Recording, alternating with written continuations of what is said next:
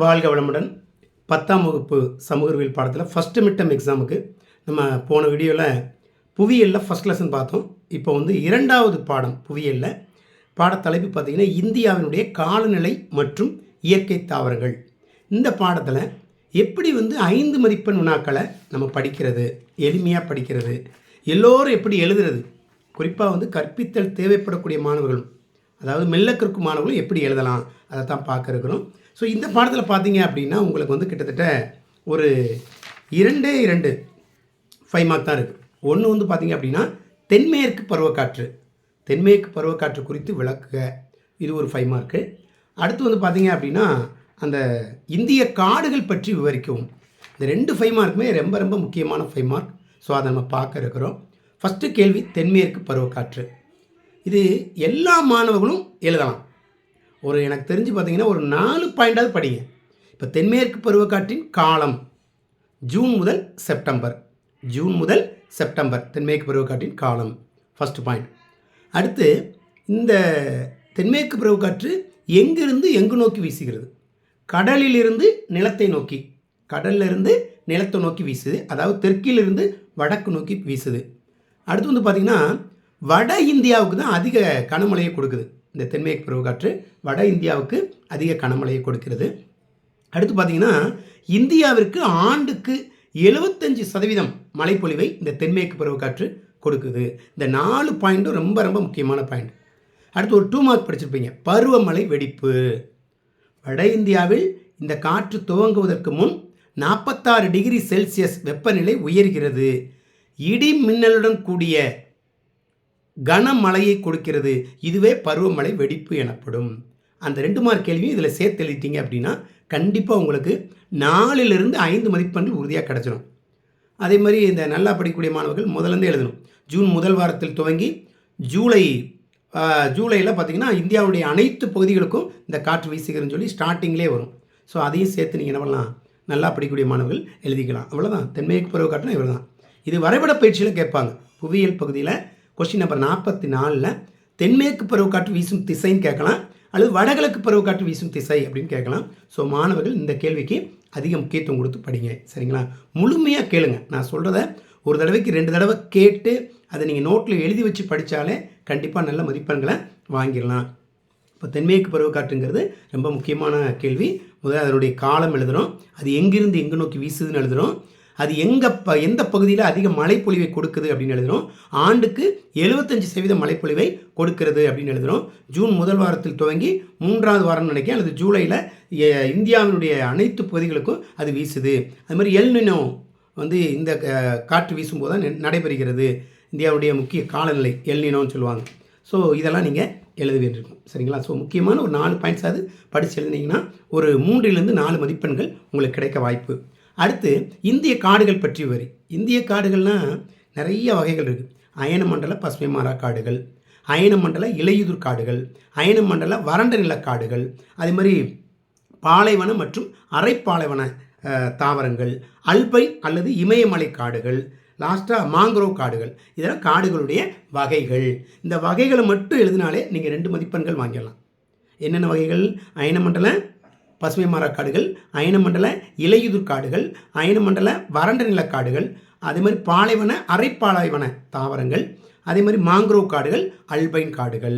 இந்த வகைகளை எழுதினாலே 2 மதிப்பெண்கள் உங்களுக்கு வழங்கப்படும். கூடுதலாக கூட கொடுக்கலாம்.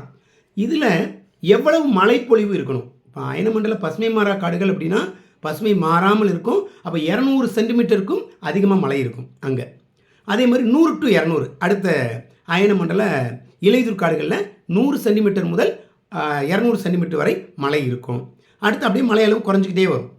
அதில் வளரக்கூடிய தாவரங்கள் 2 தாவரங்கள், அதாவது அந்த மரங்கள் 2 மரங்கள் எழுதுங்க. எந்த பகுதியில் இருக்குது அது 2 பிளேசஸ் எழுதினா கூட போதும். ரொம்ப சிம்பிளாக அந்த கேள்வியை படிச்சிடலாம். ஸோ மெல்ல கற்கும் மாணவர்கள் அந்த வகைகளை மட்டும் எழுதி அதோடைய மழையளவு முடிஞ்சால் எழுதுங்க. டீட்டெயிலாம் வந்து எல்லாம் நல்லா படிக்கக்கூடிய மாணவர்கள் எழுதிக்கலாம், சரிங்களா? ஸோ நான் வந்து மெல்ல கற்கும் மாணவர்களுக்கு மட்டும்தான் சொல்கிறேன். அவங்களும் 5 மதிப்பெண்கள் வினாக்களுக்கு பதில் எழுதணும் அப்படிங்கிறத என்னுடைய நோக்கம். ஸோ அவங்களாலையும் படிக்க முடியும் அப்படிங்கிறதுக்காக தான் இந்த பதிவை நான் போட்டுக்கிறேன். ஸோ இந்த 2 கேள்வியுமே இந்த 2வது பாடத்தில் 2 தான் இருக்குது. அப்போ 2ஐயும் படிச்சுட்டா கண்டிப்பாக வாய்ப்பு இருக்கும். ஒரு 5 மார்க் வர வாய்ப்பு இருக்கும். போன வீடியோவில் நம்ம முதல் பாடம் புவியியலில் பார்த்தோம். அடுத்து பார்த்தீங்க அப்படின்னா 3வது பாடத்தில் இந்தியாவுடைய வேளாண்மை அதில் வந்து பார்த்தீங்கன்னா ஒரு 4 கேள்வி இருக்குன்னு நினைக்கிறேன். இந்திய வேளாண்மையில் 4 கேள்வி இருக்குங்க. ரொம்ப ரொம்ப முக்கியமான கேள்வி. என்ன கேள்வி? ஃபர்ஸ்ட் ஒன், இந்தியாவினுடைய மண் வகைகள் ஏதேனும் 5 குறிப்பிட்டு மண்ணினுடைய பண்புகள் மற்றும் பரவல் பற்றி எழுது அப்படின்னு கேட்டிருக்காங்க. இந்தியாவில் 8 வகையான மண் இருக்குது. உங்களுக்கே தெரியும். தேசிய இந்திய மண் ஆராய்ச்சி மையம் அது வந்து சொல்லியிருக்காங்க 8 வகையான மண் இருக்குன்னு. நமக்கு கேள்வியில் 5 மார்க்கில் ஏதேனும் 5 வகை தான் கேட்காங்க. அப்போ ஈஸியாக எழுதலாம். வண்டல் மண், கரிசல் மண், செம்மண், அதே மாதிரி சரளை மண், காடு மற்றும் மலைமண். இது எழுதினாலும் போதும். அல்லது பாலை மண் கூட நீங்கள் எழுதலாம். உவர் மண் கூட எழுதலாம். ரொம்ப சிம்பிளாக எழுதலாம். இப்போ வண்டல் மண் அப்படின்னா என்ன? வண்டல் மண்ணில் என்ன அதிகமாக விளையும்? நெல், கரும்பு, வாழை அதிகமாக விளையும். அப்போ வண்டல் மண் எந்த பகுதியில் காணப்படுகிறது? கங்கை, பிரம்மபுத்திரா பள்ளத்தாக்கு பகுதியில் வண்டல் மண் அதிகமாக காணப்படும். இந்த மாதிரி இந்த ஆறுகள் ஓடக்கூடிய பகுதிகளில் வண்டல் மண் காணப்படும். இந்தியாவுடைய இருபுறமும் அந்த கடற்கரை ஒட்டி உள்ளே தள்ளி போடணும். சரிங்களா? இருபுறமும் இந்த இந்தியாவுடைய ஓரப்பகுதிகளில் உள்ள அந்த எங்கெங்கெல்லாம் ஆறுகள் வருதோ, இந்த கிருஷ்ணா, காவேரி, கிருஷ்ணா, கோதாவரி, மகாநதி போதில் அந்த சைடில் வண்டல் மண் இருக்கும். அது மாதிரி இந்த சைட்லேயும் வண்டல் மண் இருக்கும். ஸோ அந்த பகுதிகள் அதிகமாக காணப்படுது. அடுத்து வந்து பார்த்திங்கன்னா இந்த வண்டல் மண்ணில் என்ன அதிகமாக இருக்குன்னா பொட்டாசியம், பாஸ்போரிக் அமிலம், அது மாதிரி சுண்ணாம்பு, கார்பன் இந்த கலவைகள் அதிகம் இதில் இருக்கும். நைட்ரஜன் குறைவாக இருக்கும். இதில் வண்டல் மண்ணில் இது காணப்படக்கூடிய பகுதி கங்கை, பிரம்மபுத்திரா. அதுமாதிரி கரிசல் மண் ஏதேனும் 2 பண்புகள் அப்படின்னா கால்சியம், மெக்னீசியம், இரும்பு, அலுமினியம் இதெல்லாம் இந்த மண்ணில், மாங்கனீஸ் இதெல்லாம் அதிகமாக இருக்கும். இதில் கரிசல் மண்ணில் நீரை அதிக நேரம் தக்க வைத்துக் கொள்ளக்கூடியது. இது எங்கே இருக்குது அப்படின்னா மகாராஷ்டிரா மற்றும் மாலவ பீடபூமி பகுதிகளில் இது காணப்படுது. ஏதாவது 2 பகுதி எழுதினா கூட போதும். அடுத்து செம்மண். செம்மண்ணுடைய பண்புகள் சிவப்பு நிறத்தில் இருக்கும். உங்களுக்கே தெரியும். இதில் மெக்னீசியம், இரும்பு, நைட்ரஜன், பாஸ்போரிக் அமிலம், சுண்ணாம்பு சத்துக்கள் குறைவாக இருக்குது இதில். சரிங்களா? ஸோ இது செம்மண். அடுத்து வந்து பார்த்திங்க அப்படின்னா இது எந்த பகுதியில் காணப்படுகிறது? கேரளா மற்றும் கர்நாடக பகுதிகளில், தமிழ்நாடு, கேரளா, கர்நாடகா, தமிழ்நாடு இந்த பகுதிகள் அதிகம் காணப்படுகிறது.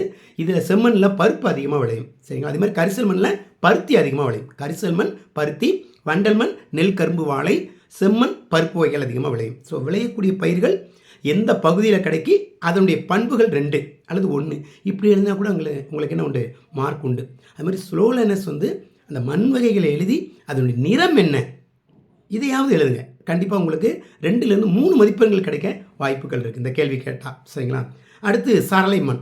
இது வந்து பார்த்திங்க அப்படின்னா இரும்பு மற்றும் அலுமினியத்தினுடைய நீரேற்ற ஆக்சைடுகளால் ஆனது அப்படின்னு கொடுத்துருக்காங்க. இது எங்கே இருக்குது அப்படின்னா கேரளா மற்றும் கர்நாடகாவில் இதுவும் இருக்குது. கேரளா மற்றும் கர்நாடகத்தில் இந்த சரளை மண் அதிகம் காணப்படும். கொஞ்சம் கொஞ்சம் காணப்படும். அடுத்து காடு மற்றும் மலைமண். காடு மற்றும் மலைமண் அப்படின்னா இதில் பொட்டாசு, பாஸ்பரஸ் மற்றும் சுண்ணாம்பு சத்துக்கள் குறைவாக இருக்கும். இது வந்து பார்த்திங்கன்னா மென்மையான மணல் மற்றும் பாறை துகள்கள் கலந்து காணப்படும். மென்மையான மணல் மற்றும் பாறை துகள்கள் கலந்து காணப்படும். இது எங்கே இருக்குது அப்படின்னா ஜம்மு காஷ்மீர், மலைப்பாங்கான பகுதின்னு சொல்லுமா, ஜம்மு காஷ்மீர், இமாச்சல பிரதேசத்தில் இது காணப்படும். ஸோ மாணவர்கள் இப்படி நீங்கள் தேர்வு செஞ்சு படித்தீங்கன்னா கண்டிப்பாக மதிப்பெண்களை 5 மதிப்பெண்கள் வினாக்களை நீங்கள் என்ன செய்யலாம்? பதில் எழுதலாம். சரிங்களா? குறிப்பெடுத்து வச்சு படிங்க. அடுத்து பல்நோக்கு திட்டம். பல்நோக்கு திட்டம்னா என்ன? அதாவது ஆற்றின் குறுக்கே பல்வேறு நோக்கங்களுக்காக அணையை கட்டி நீரை தேக்கி அதை வந்து என்ன பண்ணுவாங்க? அதுக்கு பேர் தான் ஆற்று பள்ளத்தாக்கு திட்டம் அப்படின்னு சொல்லுவாங்க. அதை பல வழிகளுக்கு பயன்படுத்துவாங்க. சரிங்களா? ஸோ இதான் வந்து பல்நோக்கு திட்டம். ஆற்றின் குறுக்கே பல்வேறு நோக்கங்களுக்காக அணைகளை கட்டுவதால் இவை பல்நோக்கு ஆற்று பள்ளத்தாக்கு திட்டங்கள் அப்படின்னு சொல்கிறாங்க. இது ஒரு அறிவியல் முறையிலான ஒரு நீர் மேலாண்மை திட்டம். நீரை வந்து முறையாக பயன்படுத்தணும் அப்படிங்கிறதுக்காக கொண்டு வரப்பட்ட திட்டம். அடுத்து வந்து பார்த்திங்கன்னா இது நோக்கம் என்ன அப்படின்னா நீர்ப்பாசனம், அதுமாதிரி நீர்மின் உற்பத்தி, குடிநீர் மற்றும் தொழிற்சாலைகளுக்கு நீர் வழங்குதல். இதுதான் வெள்ளத்தடுப்பு. வெள்ளம் ஏற்படாமல் தடுத்து ஒரு இடத்துல நிப்பாட்டுறது. அதுமாதிரி மீன் வள மேம்பாடு, மீனை வளர்க்குறதுக்கு, நீர்வழி போக்குவரத்துக்கு, இதுக்கெல்லாம் இந்த பல்நோக்கு திட்டம் பயன்படுது. அதனுடைய பயன்பாடு இது. அடுத்து 2 வகையான பல்நோக்கு திட்டத்தை விவரிக்க சொல்லியிருக்காங்க இந்த கேள்வியிலேயே. அப்போ என்னது? ஃபர்ஸ்ட் ஒன் பக்ரானங்கல் திட்டம், இன்னொன்று ஹிராகுட் திட்டம். பக்ரானங்கல் திட்டம் அப்படின்னா எந்த ஆற்றில் குறுக்கே கட்டியிருக்காங்க அப்படின்னா சட்லஜ் ஆற்றின் குறுக்கே கட்டப்பட்டுள்ளது. இதனால் பயன்பெறக்கூடிய மாநிலங்கள் அப்படிங்கும்போது பஞ்சாப், ஹரியானா மற்றும் ராஜஸ்தான். இந்த பக்ரானங்கல் திட்டம் தான் உலகிலேயே பெரிய புவி ஈர்ப்பு அணை. பக்ரானங்கல் அணை புவி ஈர்ப்பு அணை. அடுத்து வந்து பார்த்திங்கன்னா ஹிராகுட் திட்டம். இந்த ஹிராகுட் திட்டம் எந்த நதியின் குறுக்கே கட்டப்பட்டுள்ளதுன்னா மகாநதி. மகாநதியினுடைய குறுக்கே கட்டப்பட்டுள்ளது அந்த இது. இது வந்து மிக நீளமான, உலகின் மிக நீளமான அணைன்னு சொல்லுவாங்க ஹிராகுட் அணையை. இதனால் பயன்பெறக்கூடிய மாநிலம் ஒடிசா. ஸோ இந்த கேள்வி அவ்வளோதான், ரொம்ப எளிமையான கேள்வி. அடுத்து ஒரு முக்கியமான கேள்வி. 10 நிமிஷத்துக்கு மேலே போகணும் அப்படின்னாலே நிறைய மாணவர்கள் பார்க்க மாட்டேங்கிங்க. முழுமையாக பாருங்கள், அப்போ தான் இந்த கேள்விகள் உங்களுக்கு, இதற்கான பதில் உங்களுக்கு புரியும். ஸோ அடுத்த கேள்வி, தீவிர வேளாண்மை மற்றும் தன்னிறைவு வேளாண்மை அதனுடைய பண்புகளை வெளிக்கொணர்க. தீவிர வேளாண்மைனா என்ன? தீவிர வேளாண்மை அப்படிங்கிறது இயந்திரங்கள் மற்றும் நவீன யுக்திகள் மூலம் உற்பத்தியை அதிகப்படுத்துவது, வேளாண் உற்பத்தியை அதிகப்படுத்துவது. இதுக்கு பேர் தான் என்னது? தீவிர வேளாண்மை. அதுபோக இதுக்கு எதெல்லாம் பயன்படுத்துவாங்க? ஒரு குறுகிய நிலத்தில், சின்ன நிலத்தில் பூச்சிக்கொல்லி, அது மாதிரி களைக்கொல்லிகள், ரசாயன கலவைகள், சரியா, ரசாயன உரங்கள்னு சொல்லலாம், அதிகமாக பயன்படுத்தி அதிக விளைச்சலை ஏற்படுத்துவது. இதுதான் இந்த தீவிர வேளாண்மையினுடைய நோக்கம். வணிக நோக்கத்திற்காக கொண்டு வரலாம்னு கூட சொல்லலாம். சரிங்களா? இதுதான் தீவிர வேளாண்மை. சரி, அப்போ கலப்பு வேளாண்மைனா என்ன? கலப்பு வேளாண்மை அப்படிங்கிறது என்ன அப்படின்னா, ஏற்கனவே பயிர் போட்டிருப்போம், அந்த பயிரை வந்து விவசாய நிலத்தில் விளைவிச்சிருப்போம், அதோட கால்நடைகளை வளர்ப்போம். கால்நடை வளர்ப்பு, கோழி வளர்ப்பு, மீன் வளர்ப்பு, தேனீ வளர்ப்பு போன்றவற்றை உள்ளடக்கியதுக்கு பேர் தான் கலப்பு வேளாண்மை. வெறுமனே பயிர்களை மட்டும் உற்பத்தி செய்யாமல் அந்த கால்நடை வளர்க்குறது, மீன் வளர்க்குறது, தேனி வளர்க்குறது, இதெல்லாம் வந்து எதுக்கு பயன்படும்? வேளாண்மைகளும் பயன்படும். அதான் கலப்பு வேளாண்மை, ரெண்டும் ஒரே நேரத்தில் செய்கிறதுனால. சரிங்களா? இது வந்து விவசாயிகளுடைய பல தேவைகளை இந்த இது பூர்த்தி செய்யுது. எது? இந்த கலப்பு வேளாண்மை. அவ்வளோதான், ரொம்ப சிம்பிளாக எழுதிடலாம். அடுத்த ஒரு கேள்வி என்ன அப்படின்னா, நெல் மற்றும் கோதுமை பயிரிடுவதற்கு ஏற்ற சூழ்நிலைகளை விவரிக்க. எளிமையான கேள்வி. இப்போ நெல் எந்த மண்ணில் அதிகமாக விளையும்? வண்டல் மண். இப்போ தான் சொன்னோம், போன கேள்வியில் சொன்னோம், மண் வகைகள் பார்க்கும்போது. அதே மாதிரி கோதுமை அப்படிங்கிறது அதுவும் வண்டல் மண்ணில் விளைவதற்கு வாய்ப்புகள் அதிகம். சரிங்களா? கோதுமையும் விளையுது.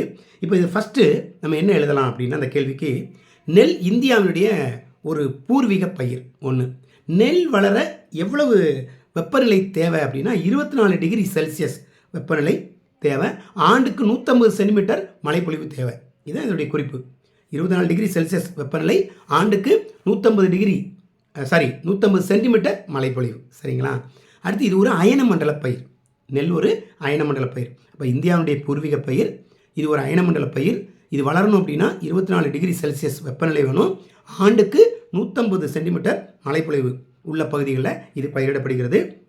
இது எந்த மண்ணில் வளரும்? நான் சொன்னேன், வண்டல் மண் அல்லது களிமண். சரிங்களா? நெல் சாகுபடிக்கு உகந்த மண்.